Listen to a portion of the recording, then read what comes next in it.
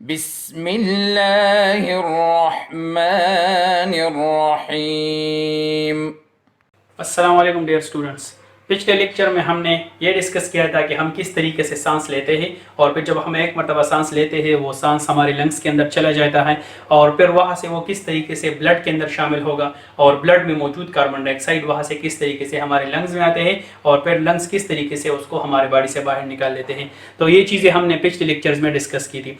आज हमारा टॉपिक है डिजीज़ ऑफ रेस्पिरेटरी सिस्टम, कि हमारा जो रेस्पिरेटरी सिस्टम है, जिस रास्ते से हम सांस लेते हैं, अगर उसमें कौन कौन से डिजीज़ कास होते हैं और फिर वो डिजीज़ हमें कौन कौन से नुकसान पहुंचा सकते हैं, तो यहाँ पे हम डिस्कस करेंगे। आपके बुक में 3 किस्म के डिजीज़ दिए गए हैं जो कि रेस्पिरेशन से रिलेटेड है।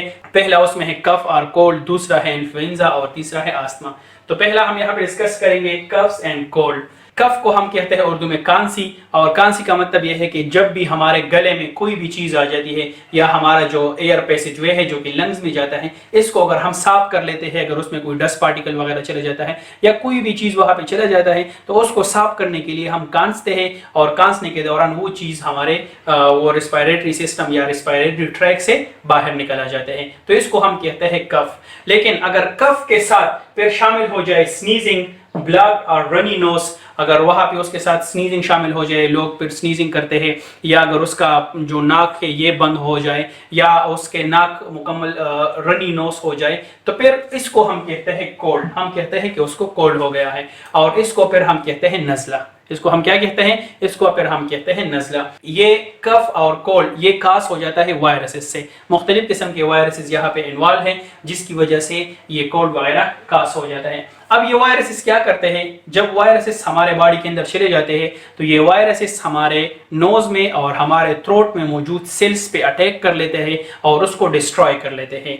जब हमारे बॉडी के अंदर वायरसेस चले जाते हैं तो वायरसेस नोज में और थ्रोट के अंदर मौजूद सेल्स पे अटैक कर लेते हैं, उसको डिस्ट्रॉय कर लेते हैं, उसको खराब कर लेते हैं, और उसी वजह से फिर हमारा जो नज़ला है वो शुरू हो जाता है और हमारे रनी नोज शुरू हो जाता है, और उसके साथ साथ हमारा जो गला है वो दर्द करने लगता है और वहाँ पे खारिश वगैरह आ जाती है। तो ये इस वजह से होता है। यहाँ पे इसके लिए कोई भी रियल मेडिसिन मौजूद नहीं है, लेकिन कुछ मेडिसिन अवेलेबल है जो कि उस इफेक्ट को थोड़ा सा कम कर लेते हैं।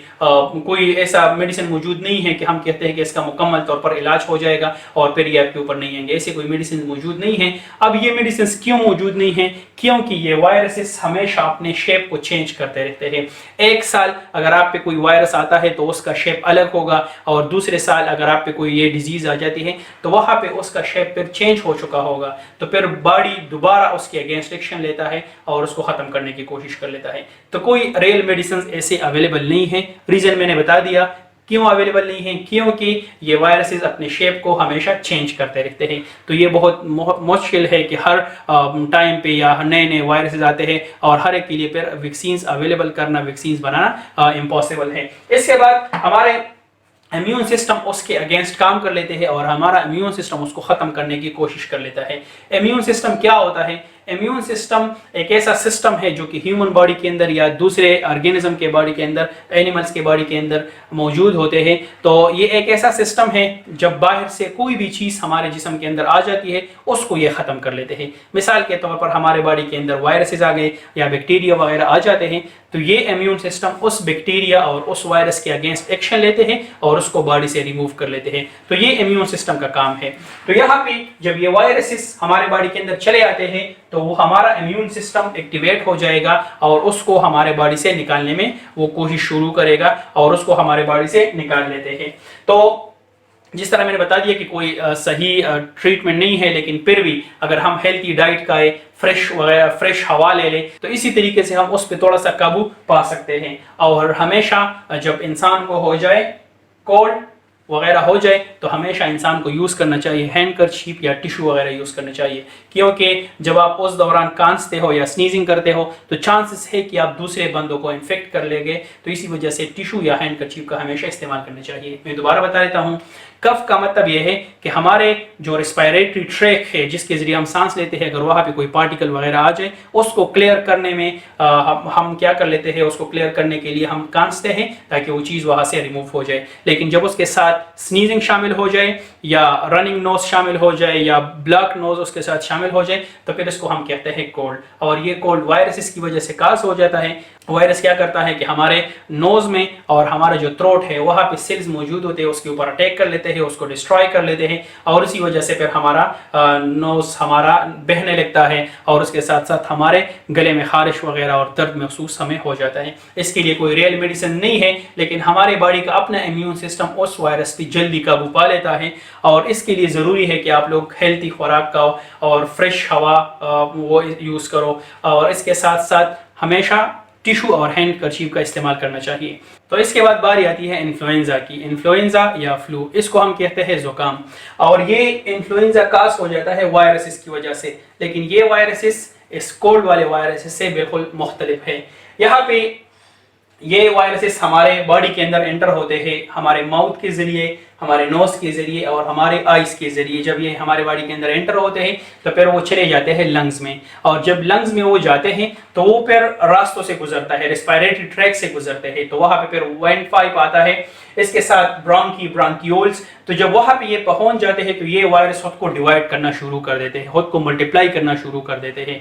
मैं दोबारा बता देता हूं, ये वायरसेस हमारे बॉडी के अंदर चले जाते हैं आंखों के जरिए, नोज के जरिए और माउथ के जरिए। तो जब ये गुजर जाते हैं हमारे रेस्पिरेटरी ट्रैक से तो वेंट पाइप या दूसरे किस्म के ब्रोंकी, ब्रोंकियोल्स, जब वहां पे ये पहुंच जाते हैं तो वहां पे ये डिवाइड होना शुरू कर देते हैं, अपने तादाद को मजीद इंक्रीज कर लेते हैं और उसके साथ फिर ये कास कर लेता है रनी नोज, सोर थ्रोट और कफ वगैरह कास हो जाता है। तो इसके सिम्टम्स और कोल्ड वाले सिम्टम्स थोड़े से एक दूसरे से रिलेटेड है। तो ये सिम्टम्स हमारे कास हो जाते हैं और उसके साथ फिर इम्यून सिस्टम आ जाता है। हमारे बॉडी का इम्यून सिस्टम मैंने बता दिया एक ऐसा सिस्टम है जो कि बाहर से आने वाली चीजों को खत्म कर लेता है। तो वो इम्यून सिस्टम एक्टिवेट हो जाएगा और इसको पता चलेगा कि हमारे बॉडी के अंदर कोई बाहर से पार्टिकल आया है। तो जब इम्यून सिस्टम एक्टिवेट हो जाता है तो वो केमिकल सिक्रीट कर लेते हैं, मुख्तलिफ किस्म के केमिकल सिक्रीट कर लेते हैं और वही केमिकल्स उन वायरसेस को खत्म करने की कोशिश कर लेता है। तो जब वही केमिकल उनको खत्म करने की कोशिश कर लेता है तो उसी दौरान इंसान के बॉडी के ऊपर हेडेक आता है, उसको सर दर्द करने लगता है, उसके साथ साथ फीवर वगैरह और वीकनेस उसको शुरू हो जाती है, उसको बुखार हो जाता है, उसको कमजोरी महसूस करना शुरू हो जाती है। तो ये अलामात जब आते हैं तो इसका मतलब ये है कि आपके बॉडी के अंदर जो इम्यून सिस्टम है वो एक्टिवेट हो चुका है और वो उस वायरसेस को खत्म करने में लगे हुए हैं। इसके बाद इसके भी कुछ वैक्सीन अवेलेबल है जो उसको इस्तेमाल करके उसको ठीक किया जा सकता है। लेकिन मैंने बता दिया जिस तरह कोल्ड के केस में इस तरीके से यह भी है कि ये वायरसेस हमेशा खुद को चेंज करते रहते हैं, अपने शेप को चेंज करते रहते हैं। तो जब ये हर एक साल इंसान के ऊपर लेट्स सपोज अगर वो आ जाते हैं ये वायरसेस, तो हर एक साल उसका शेप उससे मुख्तलिफ हो जाता है। एक साल उसका शेप एक जैसा होता है, दूसरा साल उसका शेप दूसरे जैसा हो जाता है, लेकिन फिर भी हमारा इम्यून सिस्टम उस पर काबू पा लेता है। हम कुछ मेडिसिन को भी ले लेते हैं लेकिन उसके साथ साथ हमारा इम्यून सिस्टम भी उस पर काबू पा लेता है और उसको जिस्म से मुकम्मल तौर पर रिमूव कर लेते हैं। तो जब एक इंसान स्नीजिंग करता है तो उसी स्नीजिंग के दौरान तकरीबन 1 लाख वायरसेस मौजूद होते हैं। उसी स्नीजिंग के दौरान 1 लाख वायरसेस मौजूद होते हैं और वही वायरसेस तकरीबन 10 मीटर दूर वो चले जाते हैं। अगर उसी 10 मीटर रेंज के अंदर अगर वहां पे कोई बंदा मौजूद है तो उसको इन्फेक्ट कर सकता है अगर कोई भी बंदा स्नीजिंग करता है। तो इसी वजह से जरूरी है कि हम इस्तेमाल कर ले टिश्यूज को या हैंड कर्चीफ को इस्तेमाल कर ले। तो जब इंसान स्नीजिंग करता है तो वो अपने मुंह के साथ उसको लगा लेता है, टिश्यू अपने मुंह के साथ या हैंड कर्चीफ लगा लेता है। तो इसी तरीके से वो वायरसेस फिर दूसरे बंदों में स्प्रेड नहीं हो सकता। मैं दोबारा बता देता हूँ, इन्फ्लुएंजा भी वायरसेस की वजह से कास हो सकता है और ये वायरसेस हमारे बॉडी के अंदर एंटर होते हैं माउथ के जरिए, नोज के जरिए और आइज के जरिए एंटर होते हैं। तो जब ये हमारे बॉडी के अंदर एंटर हो जाते हैं तो ये लंग्स में पहुंच जाते हैं, लेकिन लंग्स में पहुंचने के साथ साथ वहां पे रास्ते में ये वेंट पाइप और ब्रोंकी और ब्रोंकियोल्स के अंदर डिवाइड होना शुरू हो जाते हैं। ये चीजें ये क्या है वेंट पाइप, ब्रोंकी, ब्रोंकियोल्स, ये मैंने पिछले लेक्चर्स में डिस्कस किए हैं। इसके बाद जब वो वायरस हमारे बॉडी के अंदर मुकम्मल तौर पर चला जाता है तो रनी नोज, सोर थ्रोट और कफ इस किस्म के सिम्टम्स आना शुरू हो जाते हैं। तो जब ये सिम्टम्स आ जाते हैं तो उसके साथ हमारा इम्यून सिस्टम एक्टिवेट हो जाएगा, वो इम्यून सिस्टम केमिकल सीक्रेट करेंगे और वही केमिकल्स फिर उन वायरस को वहां से खत्म करने की कोशिश में लगे रह जाएंगे। तो जब इसी तरीके से होता है तो उसी दौरान, उस फाइट के दौरान इंसान के ऊपर हेडेक आता है, फीवर आता है और वीकनेस उसकी बॉडी के ऊपर आ जाती है। तो ये अलामात है कि इस चीज़ के कि हमारा इम्यून सिस्टम एक्टिवेट हो चुका है और वो उस वायरस को वहाँ से रिमूव करने में लगे हुए हैं। इसके बाद अगर वैक्सीन उसके वैक्सीन अवेलेबल है, लेकिन ये वायरसेस अपने शेप को कंटिन्यूसली चेंज करता रहता है उसके, तो इसी वजह से हर साल वैक्सीन बनाना उसके लिए नामुमकिन है। इसके बाद अगर एक बंदा स्नीज कर लेता है तो उस स्नीजिंग में तकरीबन 1 लाख से ज़्यादा वायरसेस मौजूद होते हैं और वही वायरसेस तकरीबन 10 मीटर दूर वो चले जाते हैं और वहाँ पे अगर उसी रेंज में कोई बंदा मौजूद है तो उसको इन्फेक्ट कर सकता है। तो इसी वजह से ज़रूरी है कि वो बंदा जो कि बीमार है उसको टिशू या हैंड कर्चीफ का इस्तेमाल करना चाहिए स्नीजिंग के दौरान। इसके बाद अगली डिजीज़ है आस्थमा। आस्थमा को हम कहते हैं दमा। तो यहाँ पे आस्थमा के अंदर क्या होता है कि जब भी हमारा जो ब्रोंकी जो रेस्पिरेटरी ट्रैक में एक यहाँ पे पाइप लगा है, इसको हम कहते हैं ब्रोंकी। उस ब्रोंकी के अंदर कंट्रैक्शन हो जाती है, वो ब्रोंकी बहुत ज़्यादा नैरो हो जाएगी। तो जब वो ब्रोंकी के अंदर कंट्रैक्शन हो जाती है तो फिर जब हम सांस लेते हैं तो वो सांस हम आसानी से नहीं ले पाते। मैं दोबारा बता देता हूँ कि जब भी उस ब्रोंकी के अंदर जो रेस्पिरेटरी ट्रैक के अंदर मौजूद है एक पाइप, उसके अंदर कंट्रैक्शन हो जाती है, उसके नतीजे में फिर हम आसानी से सांस नहीं ले पाते। तो इस डिजीज़ को हम कहते हैं आस्थमा। इस डिजीज़ का कोई खास ट्रीटमेंट मौजूद नहीं है, लेकिन सिर्फ इनहेलर का इस्तेमाल करके उसको हम उसी टाइम पे थोड़ा सा डिले कर सकते हैं, उसी टाइम पे थोड़ा सा उसको सही बना सकते हैं। मिसाल के तौर पर उस इनहेलर के अंदर मौजूद होते हैं कुछ ड्रग्स, और जब वो ड्रग्स हम इनहेल कर लेते हैं तो वहाँ पे हमारे जो मसल्स होते हैं, जो ब्रोंकी के मसल्स है, जब वो ऑलरेडी कंट्रैक्ट थे तो इसके साथ वो थोड़ा से रिलैक्स हो जाएंगे और हम फिर आसानी से सांस लेना शुरू कर देते हैं। जब हम इनहेलर का इस्तेमाल कर लेते हैं, उस इनहेलर के अंदर ड्रग्स मौजूद होते हैं और उसी ड्रग्स के साथ हमारे जो ब्रोंकी के मसल्स है वो थोड़े से रिलैक्स हो जाएंगे और हम आसानी से फिर सांस लेना शुरू कर देते हैं। और इसके साथ ये आस्थमा काज होता है टोबैको स्मोक और कोल्ड एयर की वजह से भी ये काज हो सकता है। इसके साथ साथ स्ट्रेस भी यहाँ पे बहुत ज़्यादा इन्वॉल्व है। जब इंसान स्ट्रेस लेता है तो उसकी वजह से भी ये आस्थमा आ जाता है। इसके साथ अगर वायरसेस अटैक कर लेते हैं, आस्थमा वायरस की वजह से काज नहीं होता, लेकिन वायरसेस लेट्स सपोज फ्लू वाला वायरस या कोल्ड वाला वायरस अगर आ जाते हैं, उसके बॉडी के ऊपर अटैक कर लेते हैं, उसके नोज के ऊपर या उसके चेस्ट के ऊपर अटैक कर लेते हैं, तो उससे फिर उस आस्थमा वाले मरीज की कंडीशन बहुत ज़्यादा सीरियस हो जाती है और फिर उसको हॉस्पिटल ले जाने की ज़रूरत पड़ जाती है। और कुछ कंडीशन में ये डिजीज़ ये पेरेंट्स से अपने बच्चों में भी ट्रांसफ़र हो जाती है। जिन पेरेंट्स को ये डिजीज़ मौजूद है, उसको आस्थमा हो चुका है, तो जब उसके बच्चे हो जाते हैं तो ज़्यादातर चांसेस है कि उसके बच्चों में भी ये डिजीज़ पाई जाए। तो इसका मतलब ये है कि ये एक इनहेरिटेड डिजीज़ है। मैं दोबारा बता देता हूँ, आस्थमा एक ऐसा डिजीज़ है जिसमें ब्रोंकी के जो मसल है वो कंट्रैक्ट हो जाते हैं और इंसान को सांस लेने में मुश्किल दरपेश आ जाती है।